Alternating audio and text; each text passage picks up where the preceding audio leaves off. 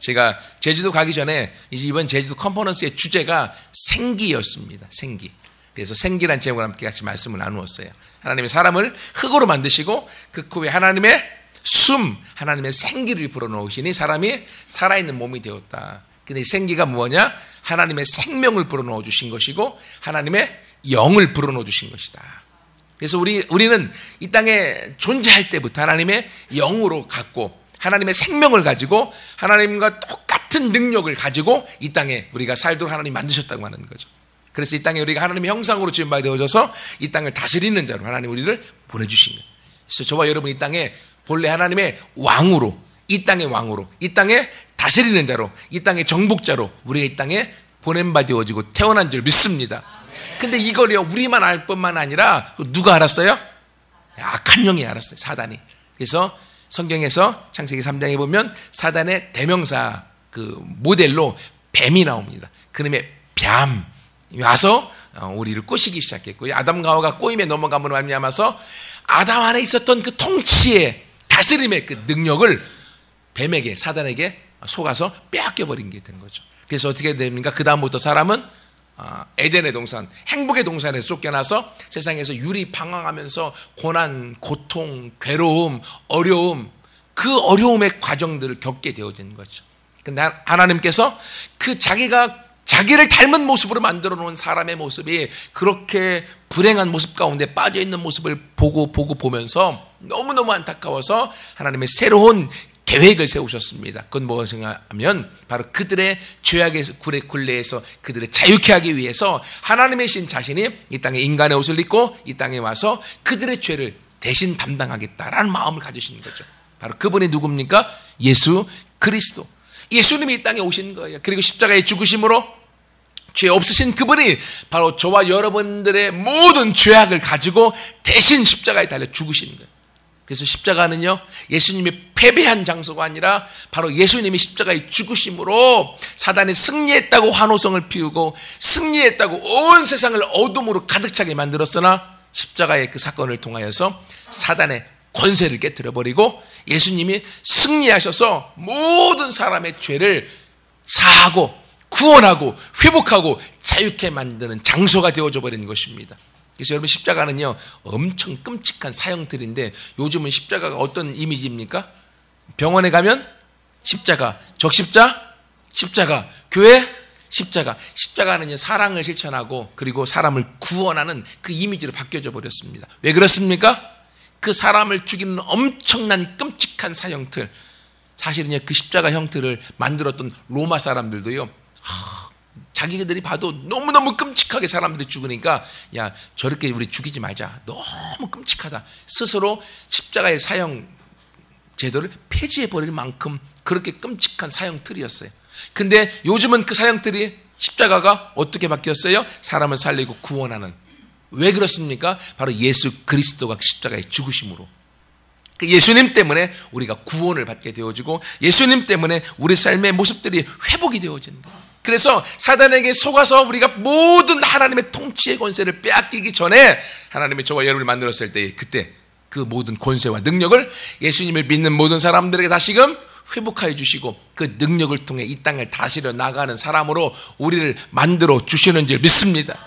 그것이 바로 예수님을 통하여 저와 여러분에게 주신 하나님의 놀라운 축복이에요.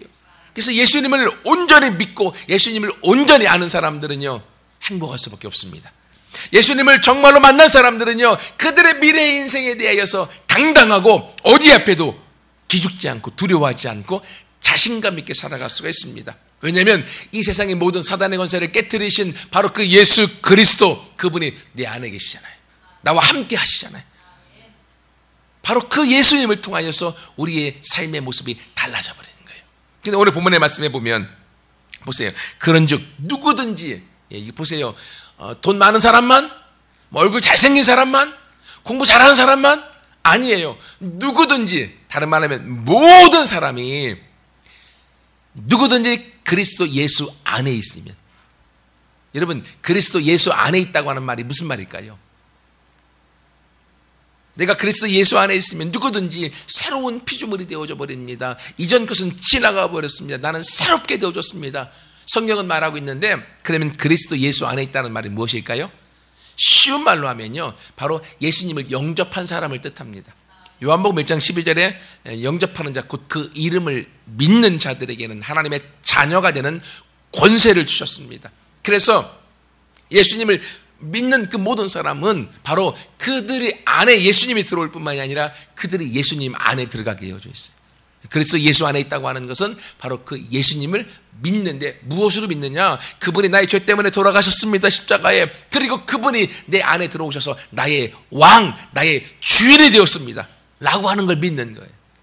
예수님은 나의 구원자일 뿐만이 아니라 나의 모든 죄를 가져가셨을 뿐만이 아니라 그분이 내 안에 들어와 나의 주인이십니다, 나의 왕이십니다. 이것을 믿는 모든 사람들, 그들이 그리스도 예수 안에 있는 자들이에요. 여러분, 누구든지 예수님을 믿고 그분이 나의 구원자여 나의 왕으로 고백하는 그 사람들에게는 어떤 일이 생긴다고요? 누구든지 그리스도 예수 안에 있으면 어떻게 된다고요? 새로운 피조물이 되어지는 거예요. 여러분, 피조물이라는 게 뭡니까? 새롭게 만들어졌다고 하는 거죠. 새롭게 만들어졌다는 거예요. 누구든지 예수님 안에 있으면 새롭게 만들어 새롭게 태어났다고 하는 거예요. 여러분, 이게 영적인 비밀입니다. 놀라운 사건이에요. 내가 예수님 믿어도 내 모습은 변화가 없는데요, 내 겉은 변화가 없는데요, 내 겉모습은 변화가 없습니다. 하지만 내 영이, 내 마음에서 새롭게 태어난 거예요. 하나님 안에서 새로워졌다고 하는 것은요, 놀라운 사건입니다. 내 모든 과거의 죄악과 과거의 내 모든 문제가 다 용서받았을 뿐만이 아니라 새로운 피조물이 되었다고 하는 것은 내가 새롭게 만들어졌다. 다른 말로 하면 나의 과거가 더 이상 존재하지 않는다고 하는 거예요. 여러분, 함께 같이 선포해 볼까요? 나의 과거는 더 이상 존재하지 않는다. 나의 과거는 더 이상 존재하지 않는다. 내가 새롭게 태어났으면 내 과거는 없는 거예요. 결혼해서 아기가 났습니다. 아기가 응 하고 태어났는데 그 아기를 안고 부모님이 뭐라고 하겠습니까? 야, 새롭게 태어나서 나를 닮아서 얼마나 기쁜가, 이렇게 고백하지 않을까요? 새롭게 태어났는데 너의 과거는 무엇이니? 이렇게 물어보는 부모가 있을까요? 새롭게 태어난 아이에게는 과거가 없습니다. 우리가 예수님 안에 들어오는 순간 우리는 새롭게 태어나 새로운 피조물이 되어져 버리는 거예요. 우리의 과거는 더 이상 존재하지 않습니다. 내가 과거에 어떠한 상처를 가지고 있던, 내가 과거에 어떠한 죄악을 저질렀던, 내가 과거에 어떤 아픔이 있던, 예수 그리스도를 믿는 순간 하나님 안에서 나는 새로운 피조물, 새롭게 태어난 사람이 되어져서 더 이상 나의 과거는 존재하지 않습니다. 하나님이 나의 과거를 잊어버리셨어요. 하나님이 나의 과거를 기억지도 않습니다. 근데 누가 기억합니까?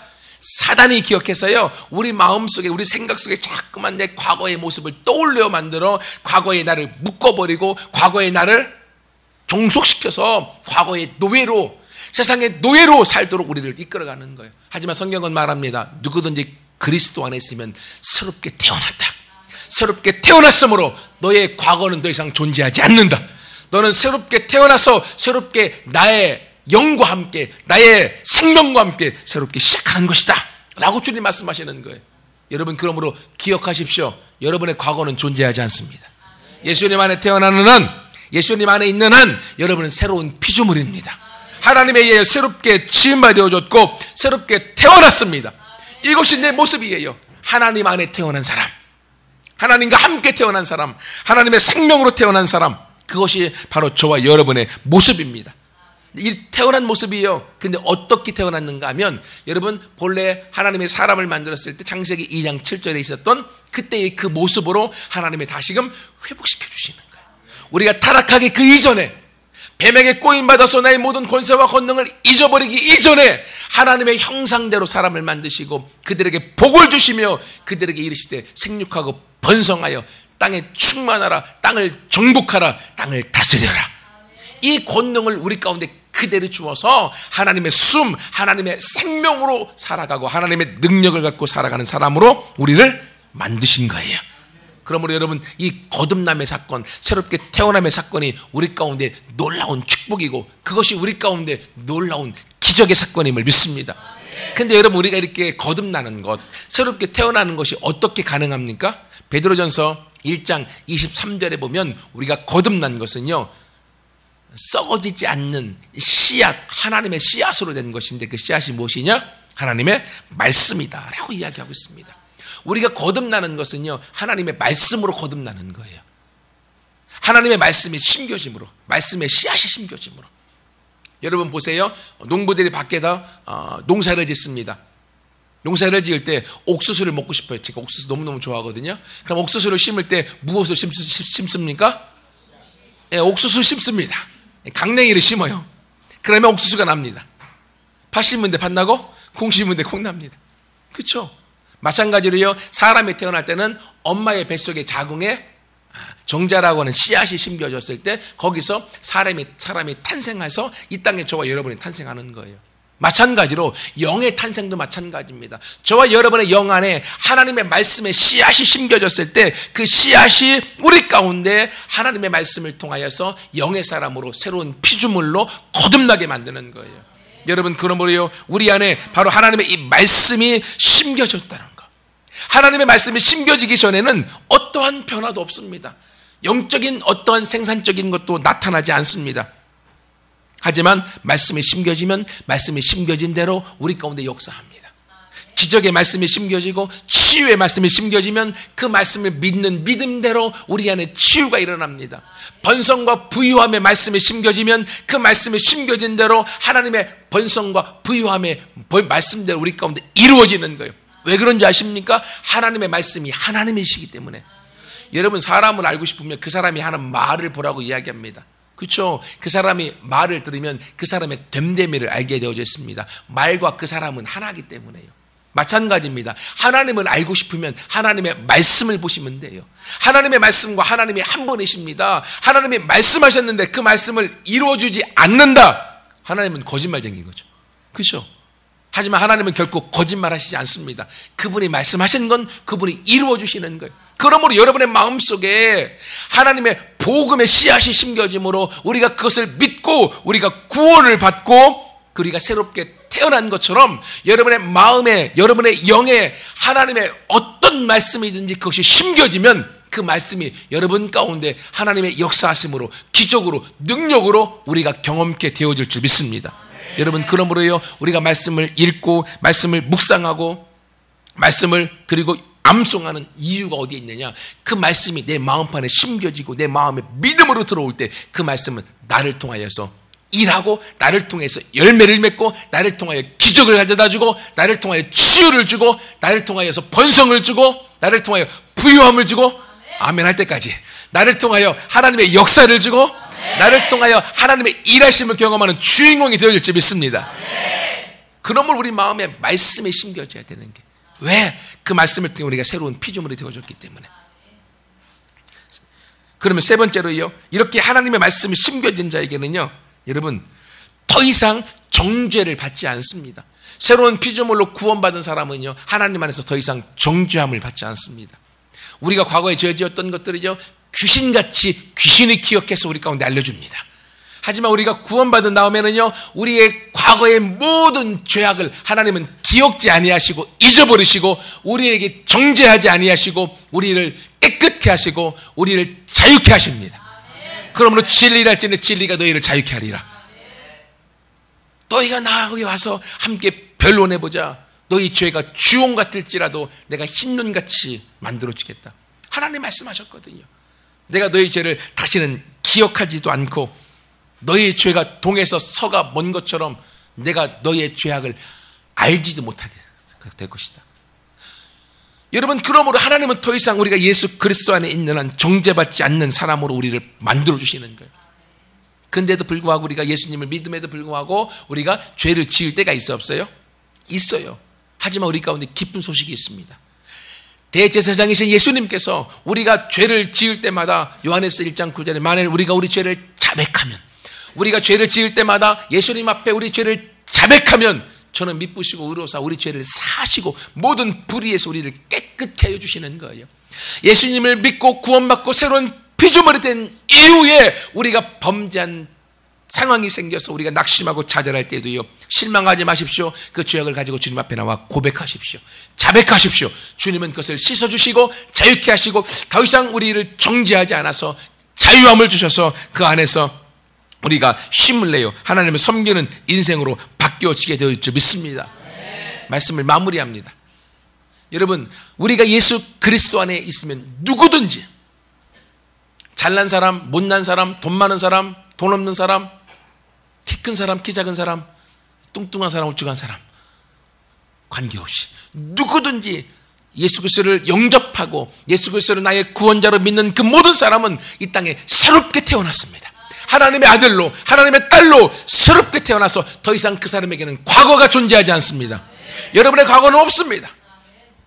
하나님이 여러분의 과거를 없애해 주셨습니다.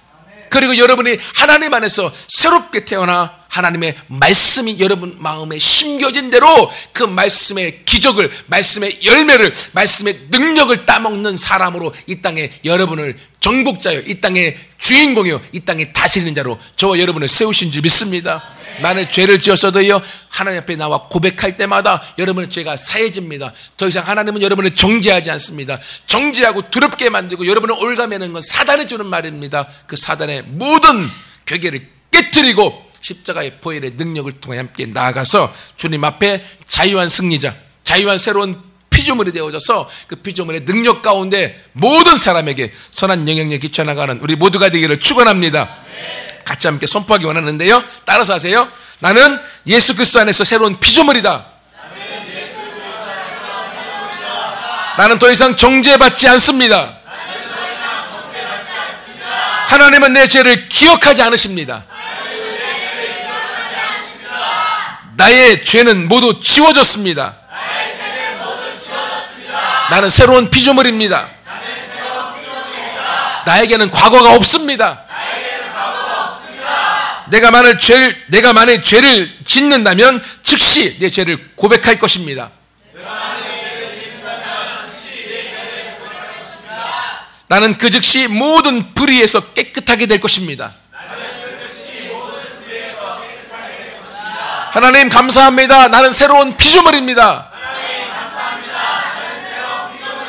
하나님 감사합니다. 나는 결코 죽지 않습니다. 아멘. 우리의 고백대로 하나님께서 말씀대로 일하셔서 역사하실 줄 믿습니다. 같이 함께 기도하는데요,